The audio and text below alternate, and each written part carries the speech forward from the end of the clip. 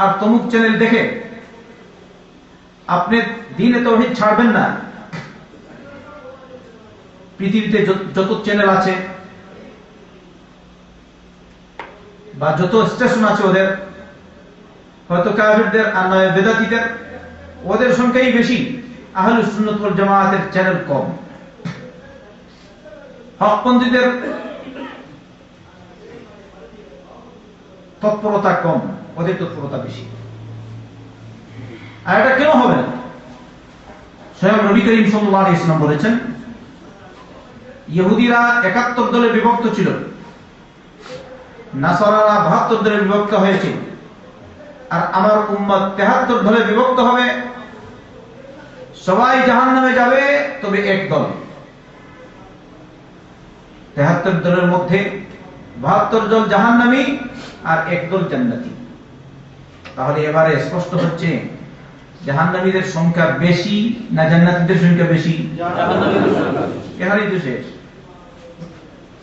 হুফফাতিল জান্নাতু বিল মাকারিহ ওয়া হুফফাতিন নারু বিশ শাহাওয়াত। জান্নাতের পথ কণ্টকাকীর্ণ, কষ্টদায়ক। আপনাকে কাটা পার হয়ে আপনাকে জান্নাতে যেতে হবে, আর জাহান্নামে যেতে হলে কোনো অসুবিধা নেই, আল্লাহ ইনশাআল্লাহ খুব খুশি। বেদাতের পথ সুসজ্জিত, আল্লাহ নাফরমানির পথ সুসজ্জিত, কুকাজের পথ সুসজ্জিত, জাহান্নামের পথ সুসজ্জিত। কিন্তু ওই জাহান্নাম আসল জিনিস হচ্ছে কঠিন। ওখানে যাওয়ার পর সে বুঝবে আগে যেসব কাজ করেছি ওগুলো যদি না করতাম তাহলে আজকে আর জাহান্নামে আসতাম না। আর যারা জান্নাতে যাবে, জান্নাতে যেতে চায়, ওরা পৃথিবীতে তাদেরকে কষ্ট উপভোগ করতে হবে, কষ্ট ভোগ করতে হবে, কষ্টের শিকার হয়ে চলতে হবে, সুন্নত তরিকায় চলতে হবে, বেদাত পরিত্যাগ করতে হবে, শিরক পরিত্যাগ করতে হবে, সুদ ঘুষ খাওয়া পরিত্যাগ করতে হবে, আল্লাহর নাফরমানি পরিত্যাগ করতে হবে। তারপরে আপনি জান্নাতের পথে এগিয়ে যাবেন আর জান্নাত পর্যন্ত পৌঁছাবেন। আবু বকর সিদ্দিক রাদিয়াল্লাহু আনহু এত প্রিয় সাহাবী। নবী করিম সাল্লাল্লাহু আলাইহি ওয়াসাল্লাম মারা যাওয়ার পর তিনি বুঝতে পেরেছেন নবী মারা গেছেন সাল্লাল্লাহু আলাইহি ওয়াসাল্লাম। দেবতহীন কণ্ঠে বললেন, শোনো, মুহাম্মদ সাল্লাল্লাহু আলাইহি ওয়াসাল্লাম মারা গেছেন। আয়াতটি পাঠ করলেন, আলে ইমরানের, বললেন, ওয়ামা মুহাম্মাদুন ইল্লা রাসূল قد خلت من قبله الرسل أفإن مات أو قتل انقلبتم على أعقابكم ومن ينقلب على عقبيه فلن يضر الله شيئا وسيجزي الله الشاكرين وما محمد إلا رسول محمد एक रसूल मतलब सल्लल्लाहु अलैहि वसल्लम قد خلت من قبله الرسل তার পূর্বে অনেক রাসূল চলে গেছেন। কত রাসূল ছিলেন? কত নবী এসেছেন? 1,24,000 আম্বিয়া کرام আলাইহিস সালাম এসেছেন। 300 অধিক রাসূল ছিলেন সাল্লাল্লাহু আলাইহি ওয়াসাল্লাম আলাইহি। আর সর্বশেষ নবী, সর্বশেষ রাসূল মুহাম্মদ বিন আব্দুল্লাহ সাল্লাল্লাহু আলাইহি ওয়াসাল্লাম। আল্লাহ বলেন মুহাম্মদ হচ্ছেন একজন রাসূল মাত্র। তার পূর্বে অনেক রাসূল চলে গেছেন। আফা ইম্মাত আও কুতিল, এবারে যদি তিনি মারা যান কিংবা শহীদ হয়ে যান তাহলে কি তোমরা ধর্মান্তরিত হয়ে যাবে, দ্বীন পরিত্যাগ করবে? সমস্ত সাহাবা এখানে হাফিজ হুফাজ মওজুদ, কিন্তু যখন নবী করিম সাল্লাল্লাহু আলাইহি ওয়াসাল্লাম মারা গেলেন তখন তারা এই আয়াতটি ভুলে গেছেন, স্মরণ হচ্ছে না বিপদের কারণে। এত বড় বিপদ, এর চেয়ে বড় বিপদ আর কি হতে পারে? নবী করিম সাল্লাল্লাহু আলাইহি ওয়াসাল্লাম মারা গেছেন। আর নবীর সাথে তাদের যে মহব্বত ছিল, আমরা যেভাবে মহব্বত রাখি আল্লাহ রাসূল সাল্লাল্লাহু আলাইহি ওয়াসাল্লামের সাথে, এরকম নাকি? তাদের মহব্বতের সাথে আমাদের মহব্বতের কোনো তুলনাই হতে পারে না। সাহাবায়ে কেরাম রাদিয়াল্লাহু আনহুম, আবু বকর সিদ্দিক রাদিয়াল্লাহু আনহু এই আয়াত পাঠ করলেন আর তাদেরকে সতর্ক করে দিলেন। আব্দুল্লাহ বিন আব্বাস রাদিয়াল্লাহু আনহুমা বলেন, আমাদের কাছ থেকে এই আয়াতটি চলে গিয়েছিল। যখন আবু বকর সিদ্দিক রাদিয়াল্লাহু আনহু এই আয়াতটি পাঠ করলেন, আমরা মনে করলাম যেমন এই আয়াত এই মুহূর্তে নাযিল হচ্ছে। এবারে ওমর ইবনে খাত্তাব রাদিয়াল্লাহু আনহু বুঝতে পেরেছেন যে আল্লাহর রাসূল সাল্লাল্লাহু আলাইহি ওয়াসাল্লাম মারা গেছেন। তিনি দাঁড়ানো অবস্থায় ছিলেন, এবারে পা খাড়া রাখতে পারেননি, পড়ে গেছেন ওমর। কিন্তু আবু বকর মজবুত, আবু বকরের ফজিলত আছে, ওমরের মর্যাদা আছে। আপনারা ইনশাআল্লাহ পরবর্তীতে সাহাবে একরামদের মর্যাদা সম্পর্কে আলোচনা শুনতে পাবেন ইনশাআল্লাহ। আবু বকর এবারে নিয়ম মতো সাহাবে একরাম রাদিয়াল্লাহু আনহুম আজমাইন তাকে খলিফা নিযুক্ত করলেন। আর কেন খলিফা নিযুক্ত করবেন না? স্বয়ং মুহাম্মদ রাসূলুল্লাহ সাল্লাল্লাহু আলাইহি ওয়াসাল্লাম বলেছেন, ইয়াকবাল্লাহ ইল্লা আবু বকর ওয়া ইয়াবাল মুমিনুন ইল্লা আবু বকর। আল্লাহ পাক আবু বকর ছাড়া আর কাউকে কবুল করবেন না, গ্রহণ করবেন না। মুমিনিনগণ আবু বকর ছাড়া আর কাউকে গ্রহণ করবেন না। মুহাম্মদ সাল্লাল্লাহু আলাইহি ওয়াসাল্লাম মারা যাওয়ার পূর্বে তিনি অসুস্থ ছিলেন। সালাত পড়াবার জন্য বলেছেন আবু বকরকে, আবু বকর তুমি সালাত পড়াও। মা আয়েশাকে বললেন, তুমি আবু বকর তোমার আব্বুকে বলো সালাত পড়াতে। মা আয়েশা বললেন, ইয়া রাসূলুল্লাহ আপনি ওমরকে বলুন তিনি যেন নামাজ পড়ান, কারণ আবু বকর ওনার ভিতরে আল্লাহর খৌফ বেশি। আপনার স্থানে যখন তিনি দাঁড়াবেন তখন তিনি নামাজ পড়াতে পারবেন না। সুবহানাল্লাহ, এত ভয়। তাই আপনি কাকে বলেন? ওমর। কিন্তু নবী করিম সাল্লাল্লাহু আলাইহি ওয়াসাল্লাম বলেন, না, হবে না, আবু বকরই পড়াবেন। পরবর্তীতে তিনিই পড়িয়েছেন। আল্লাহ রাসূল সাল্লাল্লাহু আলাইহি ওয়াসাল্লাম আগেভাগে ইঙ্গিত করেছেন আমার পরে যিনি খলিফা হবেন তিনি হবেন আবু বকর সিদ্দিক রাদিয়াল্লাহু আনহু। আচ্ছা, নবী করিম সাল্লাল্লাহু আলাইহি ওয়াসাল্লাম ঈদে মিলাদ নিজের বার্থডে পালন করেননি জীবিত থাকাকালে? কখনো কোনো হাদিসে এসেছে? কোরআনে আছে, সুন্নাহে আছে, ঐতিহাসিক কোন গ্রন্থে আছে? মুহাম্মদ সাল্লাল্লাহু আলাইহি ওয়াসাল্লাম জীবিত থাকাকালে যে আমল করেননি, অথচ দিন পূর্বেই পরিপূর্ণ হয়েছে।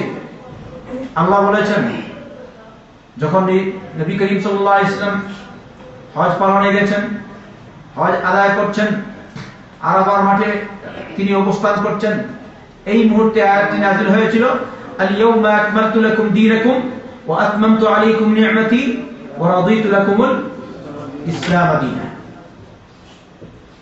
আল-ইয়াওমা আকমালতু লাকুম দীনাকুম ওয়া আতমামতু আলাইকুম নি'মাতি ওয়া রাদিতু লাকুমুল ইসলাম দীনা।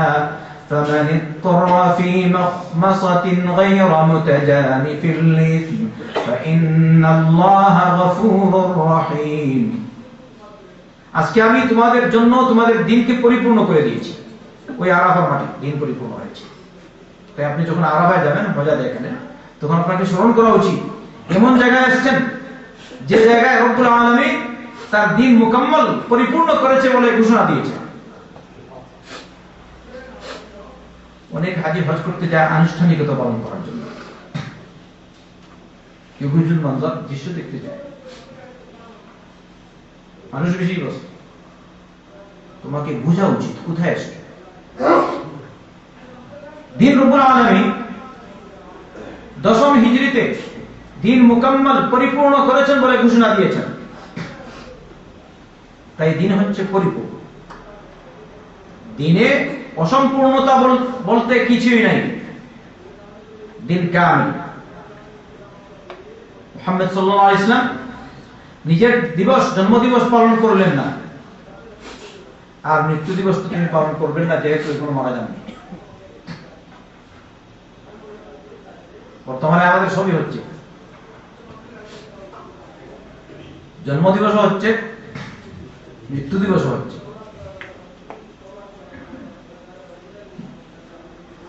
আর এর সাথে সাথে জন্ম নিয়ন্ত্রণও চলছে। দিবসও পালন করছে, জন্মদিবসও পালন করছে, আবার জন্ম নিয়ন্ত্রণও হচ্ছে। আর জন্ম নিয়ন্ত্রণ করার প্রধান উদ্দেশ্য এটাই যে রিজিক আমরা দিতে পারবো না, তাই জন্ম নিয়ন্ত্রণ করি। আচ্ছা, রিজিকের মালিক আমরা না আল্লাহ? ওমা মিন দাব্বাতিন ফিল আরদি ইল্লা আলা আল্লাহি রিজকুহা। বলছে জনবিস্ফোরণ ঘটেছে, এদেরকে খাওয়াবে কে? বর্তমানে প্রায় 70 কোটি মানুষ হয়ে গেছে, বাংলাদেশের লোকজন খাবে কিরকম? কিন্তু আল্লাহ বলছেন পৃথিবীতে যত জীব বিচরণ করে, সব সৃষ্টি প্রত্যেকটি জীবের রিজিকের মালিক রব্বুল আলামিন। আল্লাহ বলছেন আমার উপর তাদের রিজিকের দায়িত্ব। তাহলে তো আমাদের বিশ্বাসই হলো না আল্লাহর কথা। কোরআন পড়ে আর উপরে রেখে রেখে দিবে।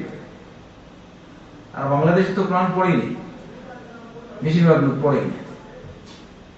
ঘরে যদি একটা কোরআন তাকে বসা হয়ে গেছে আর চুমু খায়, বলে আল্লাহর কালামের হক আদায় হয়ে গেছে। দেখা যায় এখানে যেসব বাংলাদেশি আসেন জিজ্ঞেস করবেন 100 জনের মধ্যে কয়জন কোরআন পড়তে জানে? মাদ্রাসার সংখ্যা বর্তমানে অনেক আছে, হাজার হাজার মাদ্রাসা আছে, কিন্তু জনসংখ্যা ওদের তুলনায় বেশি। অন্যদিকে মাদ্রাসার তুলনায় স্কুল কলেজের সংখ্যা কত? ওখানে তো আর কোরআন শিক্ষা দেওয়া হয় না। যদি একটি পরিসংখ্যান ছিল অনেক পূর্বে, এক শহরে মাদ্রাসা ছাত্রের সংখ্যা ছিল 3000, পক্ষান্তরে স্কুল কলেজ ছাত্রের সংখ্যা হচ্ছে 50,000-এর অধিক। অনেক পূর্বেকার গণনা। আর এই শহরকে মুসলমানদের সংখ্যাই শহরই বলা হয়, আর অনেকে আধ্যাত্মিক শহর বলে থাকে। এবারে যদি এই শহর যদি এরকম হয়, তাহলে বাকি শহরগুলির অবস্থা কি হবে? আল্লাহ আমাদের হেফাজত করুন। আমরা বেদাতি দলের সাথে না, শিরকি দলের সাথেও না, আমরা এদের থেকে মুক্ত। ইব্রাহিম আলাইহিস সালাম যারা শিরক করে তাদের সাথে সম্পর্ক ত্যাগের ঘোষণা দিয়েছেন, ইন্নী বারীউম মিম্মা তুশরিকুন, ইন্নী ওয়াজ্জাহতু ওয়াজহিয়া লিল্লাযী ফাতারাস সামাওয়াতি ওয়াল আরদ হানিফান ওয়া মা আনা মিনাল মুশরিকিন। চাই যে দলই হোক, যে গোষ্ঠী হোক, যাদের সম্পর্ক আছে শিরকের সাথে, যারা শিরক করে, যারা বিদআত করে, যারা আল্লাহর নাফরমানিকে জিয়ে রাখার চেষ্টা করে, ওইসব দলের সাথে আমাদের সম্পর্ক হতে পারে না। আমরা ওইরকম বলি, ইন্নী বারীউম আও ইন্নানা বুরাআউ মিম্মা তুশরিকুনা আইয়ুহাল আহজাবাল মুশরিকা আল মুবতাদিআ। হে মুশরিক দলগুলি, হে বেদাতি দলগুলি, তোমরা যেসব কাজকর্ম করছো, এইসব কাজকর্মের সাথে আমাদের কোনো সম্পর্ক নাই। আমরা এসব কাজকর্ম থেকে সম্পর্ক মুক্ত। আপনারা সম্পর্ক মুক্ত তো ইনশাআল্লাহ?